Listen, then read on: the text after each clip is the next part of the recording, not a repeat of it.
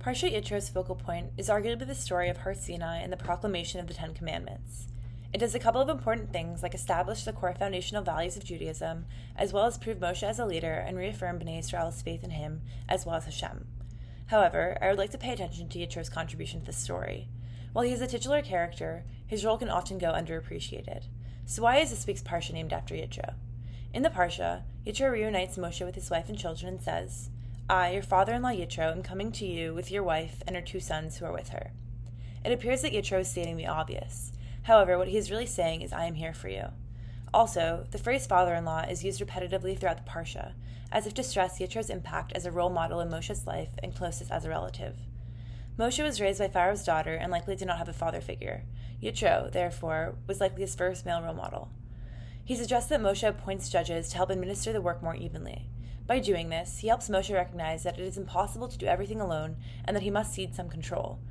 Yitro's advice likely comes from his experience as a shepherd and the priest of Midian. Another snippet of the story that indicates Yitro's character is the following. When Moshe shares the miracles of Mitzrayim and the hardships along the way, Yitro responds with great empathy. As it says, Yitro was happy about all the good that the Lord had done for Israel, that he had rescued them from the hands of the Egyptians. This act seems slightly odd, given that he is not a Jew and that his people are not the ones who are saved.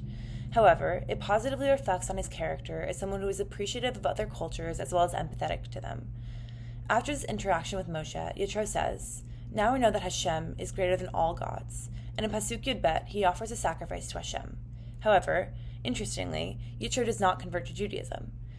Through the juxtaposition of Hashem giving the 10 Commandments and Yitro giving his organizational advice, the Parsha illustrates that while the moral and spiritual principles of Judaism are unique and can only be communicated by Hashem, we can still learn a lot from other peoples and cultures. Yitro also demonstrates this. While he is loyal to his own religion, he also recognizes Hashem's greatness. In sum, we can learn from Yitro the importance of leading by example, being there for Moshe, being appreciative of Hashem, and offering helpful advice. And for Moshe, we can learn humility. If Moshe Rabbeinu, the wisest of all men, can take good advice, so can we. And lastly, from the Torah, we can learn Hakarat HaTov, giving credit when credit is due. After all, the Parsha was named after Yitro.